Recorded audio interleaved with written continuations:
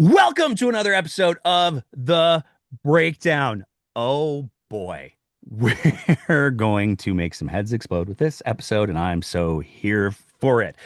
A little while back, Danielle Smith decided, hey, you know what would be great? Direct democracy. What if we lowered the bar for having petitions and referendums? What if we just made it easier for wink, wink, nudge, nudge, my friends, the separatists and Dr. Modry to former Dr. Modry to go ahead and do the separatist thing that they want to do? What if I just absolved myself of all of the horrible policies that I don't want to be the face of, and instead made referendums so much easier? I don't know, and we'll find out as we go through tonight's conversation, that she necessarily gamed it out all the way, because we saw, even with the previous rules that were a high bar to reach, Mr. Thomas Lukasik, former deputy premier of the province of Alberta, stepped forward and said, I am going to stop the separatists with my petition, and control the framing of the question.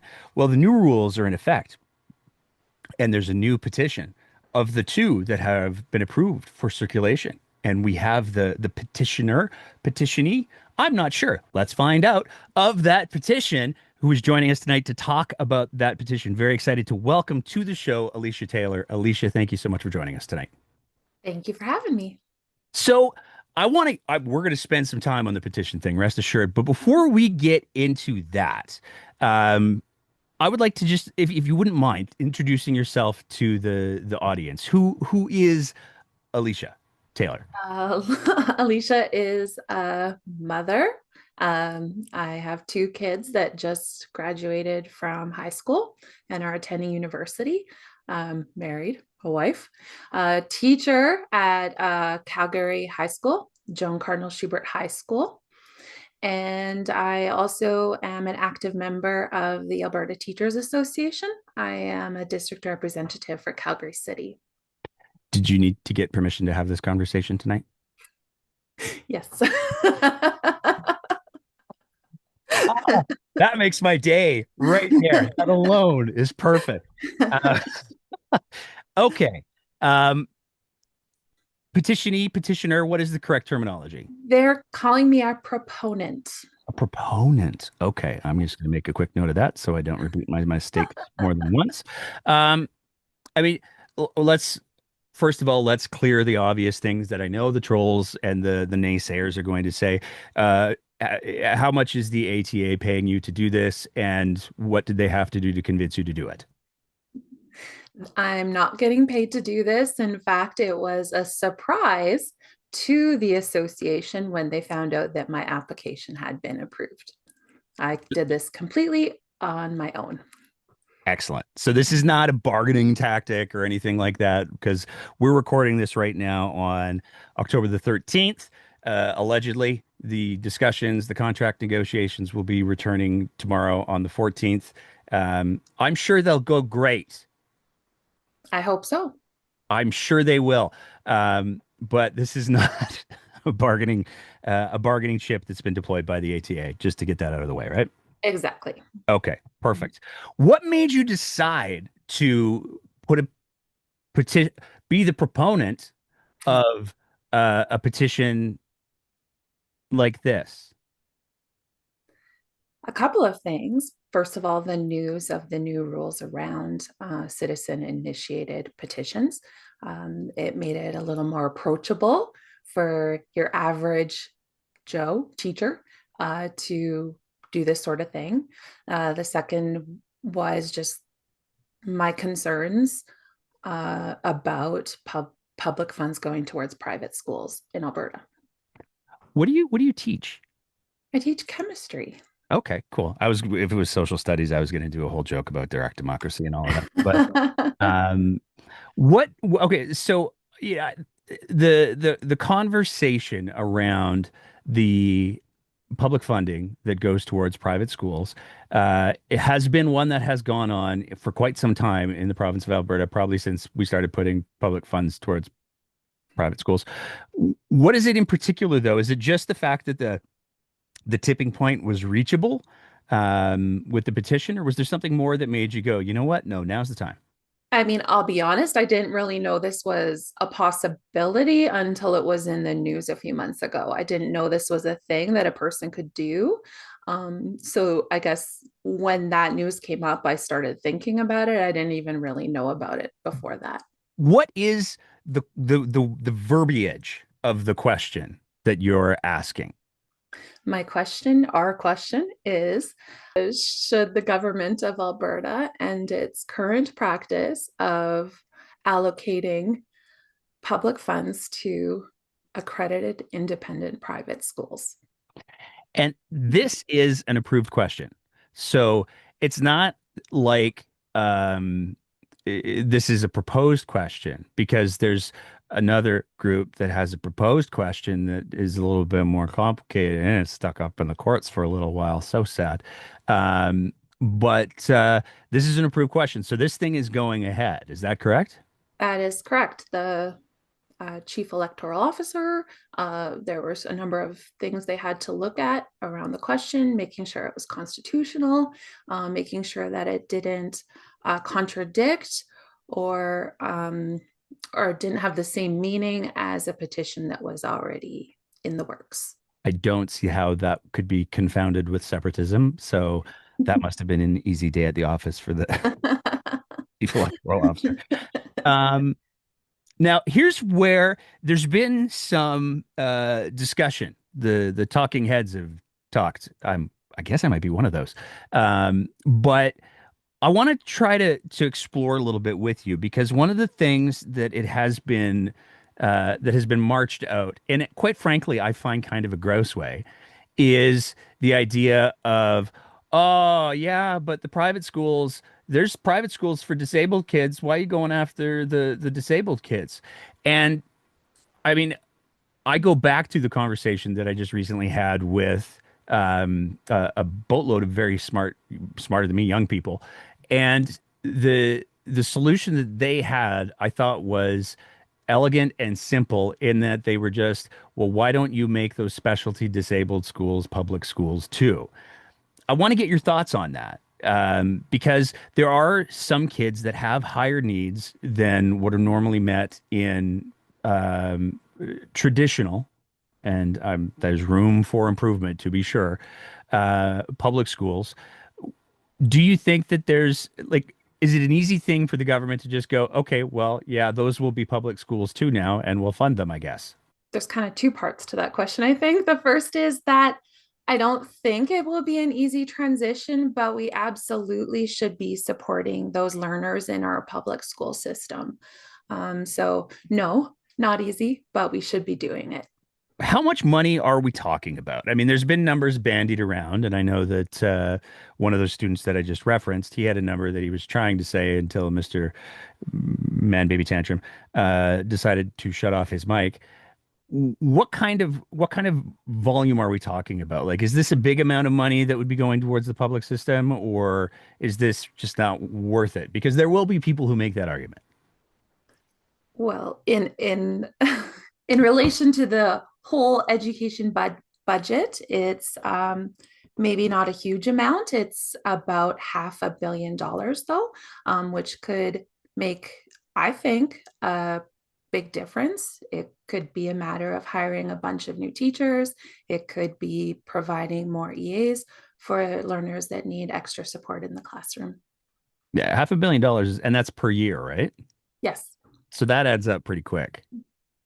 That's what is your response to, and this is one of the things that I found fascinating watching this sort of conversation unfold, is it seems like there are people who are arguing that, well, if we don't fund these private schools, we're going to lose these private schools. But again, I go back to the conversation that we had with the kids, and they were talking about friends of theirs who were paying upwards of $30,000 a year in tuition. And I find myself going, I believe that the amount of funding that the province puts forward is less than $10,000 per student. I don't have the exact number in my head. And if private schools are only getting 70% of that number, then if you can't get by on $30,000 a year, like I have questions. Um, what are your thoughts on that? I mean, those particular schools, those elite schools, their tuition amounts are so high. I I would guess that the people that want to keep their kids in those schools would be able to afford a little more. I can't speak to every situation, but I think it's a small difference for those families where the funding can make a huge difference in the public system. What happens next with your petition? The next steps are to get our chief financial officer approved. The paperwork has been submitted to Elections Alberta, and we're just waiting to hear back from them. The expectation is that we'll have heard from them on Tuesday, October 14th, and then we can begin getting our petitions out for people to sign. Okay, so you have somebody that you've tagged as a Yeah, chief financial officer. They just have to be approved as well. yes. And then rubber hits the road on Wednesday, Tuesday? Oh, I hope so. The canvassers that will be bringing the petitions around need to have credentials, and so they've many people have already applied for those credentials, and as soon as all the paperwork has gone through, those will be mailed or sent out to them in other ways so that they can begin canvassing. And I wanted to talk about the numbers and the time frame because there are some political commentators who looked at Mr. Lukasik's petition, which, if I'm correct, had 90 days and required upwards of 300,000, I think maybe 277 signatures to be collected in that time period. And there were political pundits who were like, it can't be done. And it looks like, yes, it can. And I find myself wondering, you know, this is a huge topic of conversation right now, and there's a lot of kids who are out of school. There are a lot of parents who are sort of going like, "What are we doing with the education system? Why don't we have the money to do these basic things and not have 60 kids in a classroom together?" And that's not hyperbole, which blows my mind. Um, eh, how confident are you that you're going to be able to hit? Because you have what, 120 days? I have 120 days to get around 180,000 signatures. And I am very confident based on the people that have reached out to me already to volunteer, the interest I've gotten from people that want to sign it. I have no doubt that we'll be able to get the number of signatures that we need. Are you going to be getting some of the because like the I think there's only like a week, 2 weeks left for the Forever Canadian. Are you getting people being like, "Hey, I need a hobby. I would like to come and do this petition now." It does seem like the civically minded people that were engaged in the Forever Canadian process are interested in this petition as well. However, I have asked them to help support getting the first petition complete before they join our initiative. Well, that's very generous of you, given that they're under slightly two bigger guns than the ones that your petition will be facing. I'm curious because here's the thing. There's been a lot of people, myself included, at length maybe, who have said, "Where the hell were the NDP in the Forever Canadian petition?" And the response seems to have been, we don't like that Mr. Lukasik very much, or we don't trust him, or something to that effect." And this to me is like there are political parties who have run on this idea. Um, it's been a little while, but it doesn't seem like it's a huge reach. Have you heard from anybody in any political parties who have said, "Hey, we want to help"? I haven't heard from anybody that is interested in any of the political parties yet. Would you take their help? I would consider it. I haven't thought that through yet. Fair enough. But Um, other parties have been in power and haven't taken away the funding from private schools either. So um, maybe that's not part of their mandate. I'm not sure. have any municipal candidates reached out? because we saw this with the Forever Canadian, where there were lots of municipal candidates in the upcoming municipal elections, and oh, there's my next question. Have there been any municipal candidates who have reached out and said that they'd like to take this up? Some school board trustees have reached out to me. They were interested in getting involved for sure. You got ahead of my question. 'Cause that's the next thing. Like it certainly would be something that I would think that most public school trustee candidates should be able to take a position on before the municipal election. That would seem to be something that might be relevant to their various portfolios. Would this affect the Catholic school district? No, the Catholic school district is a public school district, so it wouldn't be affected by this petition. I'm just working my way down my list of clarifying questions that I had prepared while getting excited about other things. Um, so you're confident. Um, what like I guess I'm so the core of the question is what is the outcome that you'd like to see? Because my understanding with the petition process is there's two choices. The House can put it to the legislature can put it to a vote, or they can push it to a referendum.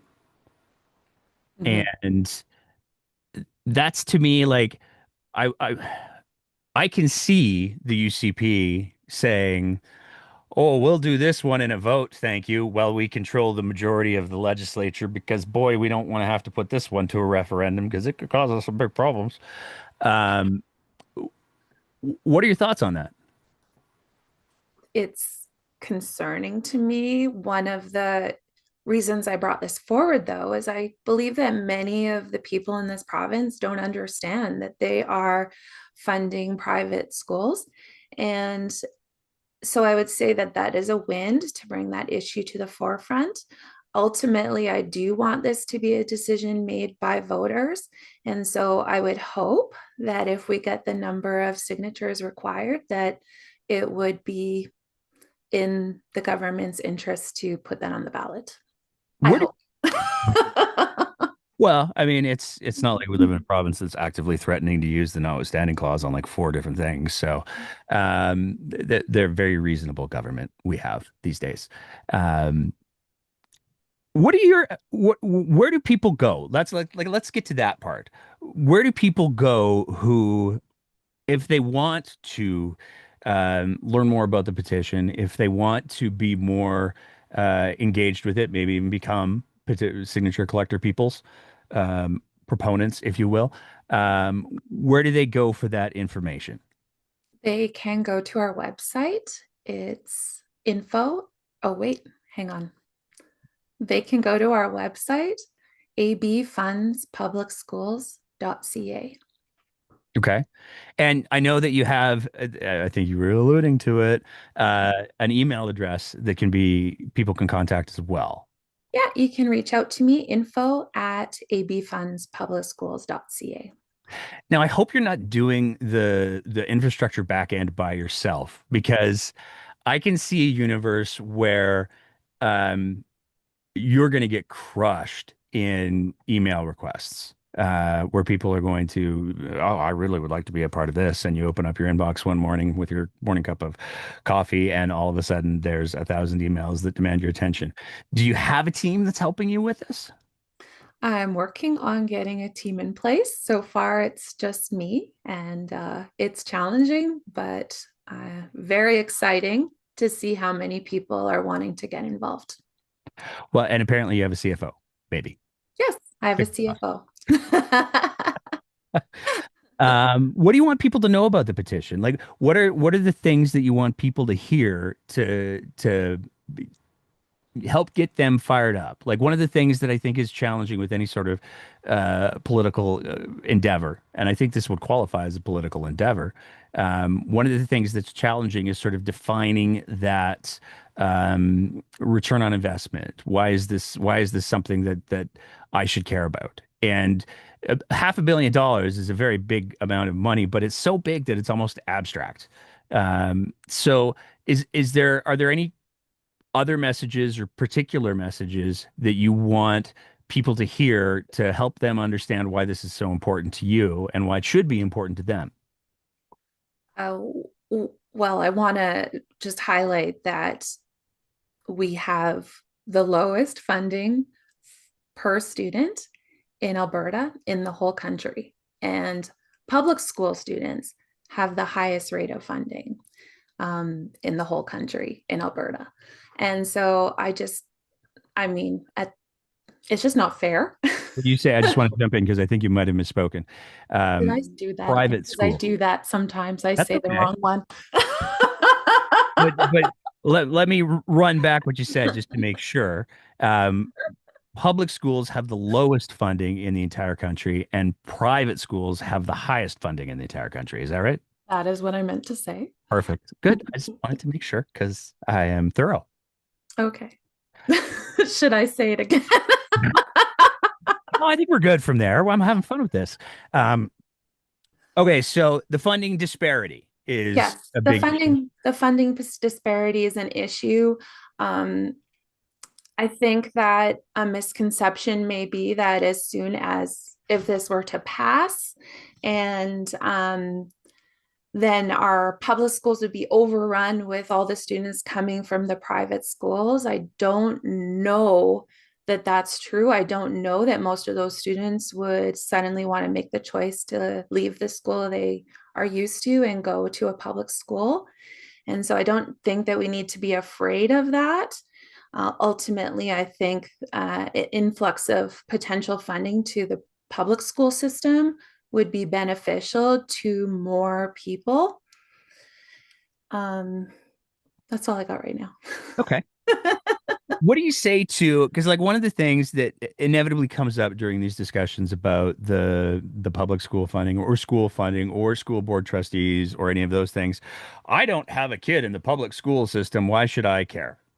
Well, the reason that you should care is you want um, citizens in your province that are well educated. You want citizens in your province that have attended schools with a diverse population so that they are well-rounded humans. You want to be living your life around good citizens that have know how to work with all different types of folks. That's a much more eloquent version than mine. I tend to go with that because you're going to get stuck in the grocery line with them anyways. And if they're dicks, you're going to have to deal with that. So yours was a much more diplomatic approach to things. Um, what else do you want people to know? Well, I mean, I want people to know that we're looking for support. We will need a certain amount of financial support to get this initiative going. We need something like 16,000 pieces of paper that we're going to be collecting and needing to deliver all at once. And so it is quite a daunting task. And so if people are wanting to help, that they can reach out to our website. It occurs to me, especially coming off of the heels of the last episode with all of the students, I know that for the canvassers, which are the people that are collecting signatures, they have to be uh, grown adults and all of that kind of stuff. But is there a pathway for if there are students who are currently in the education system? Because the kids these days, they know the social medias very, very well. And the traction that the episode with the students got speaks to that. But are there, like, are you open to having students help with the social media piece or other logistical pieces or making sure that if students are having rallies or that kind of thing that AB Funds Public Schools is invited to those sort of things. Is that something that you're open to? Absolutely. Yeah, they should reach out. Okay, so there you go, kids. Make sure that you send Alicia that an email so that because I don't know about you, Alicia, but like I'm I'm too old for TikTok. Like I just can't. create compelling content on the TikTok. It's not my jam. I have tried and embarrassed myself in the process. But kids these days, they know all about the TikToks and the gram. I'm I was pretty excited the other day to show my children 18 and 20 that I they made a TikTok about me. Someone made a TikTok about me and I was very excited about it. It was so cool. See? There you go. Kids these days, they're very good at this stuff. Oh, and my children will be canvassing at the Mount Royal University and Calgary and University of Calgary. So they're getting going on that as soon as their applications are approved as well. Do you think that this is going to be a piece where we see more and more of these things? Because, like, the politics of it to me are fascinating because this is one of those things where, I think that Danny didn't, again, like I said in the introduction, I don't know that she really thought this through. And there's a lot of issues that, it's going to take longer than if we had a government that just acted in the best interest of the people of the province. Um, but there's a lot of issues that can be moved to the forefront potentially. I can imagine a petition about renewable energy and revoking the blackout spots that Danny created in all of the places where renewable energy would go best. There's all sorts of different things that I can see the people taking forward. And now that you've got 120 days and 177,000 signatures, I find myself wondering, like, do you think that do you think this is going to be something that Danny regrets? I'm just thinking about like for my initiative alone, I'm trying to get at least 2,000 people to be canvassers. Each of those canvassers need to have a, a form approved. They need to have credentials. All of these things are costing a certain amount of money. And so if there are a lot of these types of initiatives coming out, which I highly encourage if you want to get something that you care about um, on the forefront of people's minds, it's going to be a lot of resources that are going towards this when it could just save us some money if our elected officials would just listen to us. There's the line right there. Um, the other thing I'm curious about, I mean, you kind of set me up for it, so I'm going to run with it. Has anybody reached out to you yet? As because I can see a market for this where people are going to very quickly go, "Oh, you know what you should do? You should hire me." And what I'll do is I'll help with all of the organization, and I've got this database of people who have said that they want to be canvassers or people who are politically engaged or however you want to phrase it. I know that all of the information that makes up the petitions is carefully guarded and private and can't be used for those things. But if you were to build a basic database of here's the people who want to do things, um, I can imagine somebody would be able to make quite a bit of money as a consultant or a strategist on something like that. Has anybody reached out to you with that sort of infrastructure offer? Not exactly. I have spoken to certain organizations that support public schools, and they have um, suggested some supports that would make it easier for me to run this initiative. I have talked with Thomas Lukaszuk about the Forever Canadian petition and got some insight from him about what went well with his initiative and what he wished he would have done differently. I'm not sure that I want to do exactly the same things that his petition had done or the that his group had done. I'm blessed with a little more time and a lot of people that are really engaged in the idea of supporting public schools right now. And so I think this will look a little different, but of course, I'm looking for help and I'm taking all the suggestions from people that know more than I do about this type of thing. It will probably be a little bit too cold for an RV. Yeah. Um, the last thing that I wanted to sort of get your thoughts on is this is not the first petition attempt, nor is the Forever Canadian the first high-profile petition attempt that we've seen in the province. We saw a recall attempt in Calgary, where there was an individual who started up a recall Mayor Gondek petition. It seems like he said, as to avoid being sued. It seems like that individual very quickly lost control of it. And I'm curious if you've put any thought into, or if you have any safeguards to make sure that this isn't co-opted and this isn't turned into something else other than what you intended to be. A couple of thoughts with that. The first is that I do have people reaching out to me with different initiatives of their own in mind, and they're trying to um, kind of work in collaboration with me. I do want this initiative to stand on its own, though. I'm coming out ahead potentially of some other initiatives that people have in mind.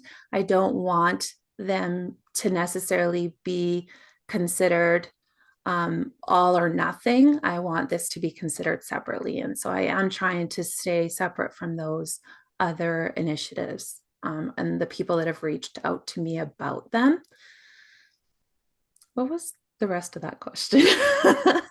Just what the how are you going to make sure that, like, one of the things that I can imagine may have happened in previous campaigns without naming any of them, Yes. again, to avoid being sued, is that people came in with big promises about what they were going to be able to accomplish, and then they could have theoretically wrested control away from the original proponent of the idea. Um, do you have any safeguards in place? Do you have a big dog? How are you going to keep the bad people away? I'm just trying to rely on people that I trust to be on in my inner working group and kind of fanning out from there, hoping to keep good people that really care about public education um, involved. Okay. Once again, the website is, just to make sure I got it right, abfundspublicschools.ca. That's correct. And what Yes. was the email address again? info@abfundspublicschools.ca. So if you know the email address, you've got the web. Yeah. I'll probably put that on the screen. Um, is there anything else you want to say? Is there anything else you want people to know? I just want everyone to know that, oh gosh, I think I had more to say and I lost it, Nate. That's okay. Because here's the thing. Here's the thing. I know that I can tell that right now you're kind of like, oh, I'm speaking a little awkwardly. But I think that actually goes to the the motivation. I mean, this is not a Thomas Lukasik is a polished public figure. He's a polished public speaker. And I think that's one of the reasons why some people looked at his motivations and went, "Oh, he's just doing it to build his profile." And I think that what's coming through for me is the sincerity with which you're approaching this, and it that's all it is. And I think that that's a really good thing. So please don't beat yourself up or whatever, because Okay. it's important that people see that this isn't a self-aggrand. And I'm not saying Thomas's petition is a self-aggrandizing. I don't think it is. I had him on stage at the live event in Edmonton, and I signed his there. So Mhm. that's neither here nor there. But I think that the sincerity really shines through, and I appreciate and respect that. I guess that's something that I would just, yeah, I would like people to know is just a teacher. I guess I shouldn't say I'm just a teacher, No, but I'm a teacher and I just really care about public education. And that's really what inspired me to take these steps. And I'm quickly learning that I've taken on a big, big job in doing this. But that's why you need help. That's why you need people to step up and show some support. And I think it's great that you're already getting that. I have one last question for you. Okay. Actually, two. This is also not, I mean, I was giving the NDP a hard time about not taking positions on anything because it seems like that's kind of become their brand. But this is not something that's been organized or anything like that. Like the ND, you don't have Nenshi whispering in your ear going, do it, Alicia, do it. Doesn't sound No, like that. nothing like that. I gotta work on a Nenshi voice. I just realized that. My last question. Um, Is there somebody who has been like when do you get to start collecting petitions? Is it like right after the CFO is like signatures? Is it right after the CFO is appointed? So theoretically as soon as Wednesday? Yeah, as soon as the CFO is appointed, then the elect Alberta elections will be able to start processing the canvasser applications and sending out credentials to them. And then it could be as early as this week. Okay. Well, I have a Yeah. question for you then. I have a follow-up. Um, would it be possible to have a representative from AB Funds Public Schools available on October 25th? Yes.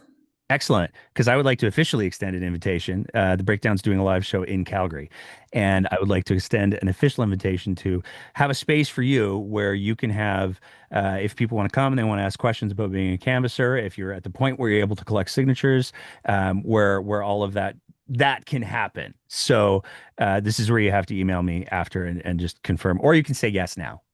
I'll just say yes now. Perfect. There you Yay. go. So go to the website, send the email, come to the show on the 25th, all of the different ways, and there will be more. And Yes, for sure. perfect. And I will probably put you on stage there as well, just for Yeah. there you go. And you'll Stephanie Clements, the ATA Big Deal for Calgary. Yeah, She's going to be there too. I So saw that. That's exciting. I'm super. It's such a good panel. Yes. I haven't, there's two more names that I haven't dropped yet, but by the time I drop this episode, I will. So I can say now that we've got Stephanie Hmm. Clements, president for the ATA local numbers in Calgary. 38. There we go. We have Dr. Dwayne Bratt, who is a political scientist and a friend of the show. And we have constitutional and health lawyer and scholar and professor, Dr. Lorian Hardcastle, who's going to be joining us as well. I'm trying to build the whole thing so it's like a ramp up to the legislative session. And there's a fourth guest that's going to be coming that I'm very, very excited about for a whole list of different reasons. I think that they're going to be such an important voice to have present there. So I'm really excited about that. I'm not going to reveal that one yet. And might get you on stage for a minute or two too. So, Alicia, thank you so much for taking the time to chat tonight. One last chance. Anything else you want people to know? Anything else you want people to hear? Just thanks in advance for all the support for the initiative. It's going to be a wild ride. Of that, there is no doubt. Thank you so much for taking the time to chat tonight. Thank you. And that's it for another episode of The Breakdown. As always, if you appreciate the kind of content that we're trying to produce here, we would love nothing more than if you thought about signing up to be one of our Patreon sponsors at www.patreon.com/thebreakdownab, where for just the price of a fancy cup of coffee a month, you can help us continue to produce this kind of content. Whether you're listening to the audio version of the podcast, in which case maybe leave a review and a rating, or whether you're watching it on one of our streaming platforms, we want to say a big thank you to everybody who is part of the Breakdown's audience. And as always, take care of each other and keep the conversation going.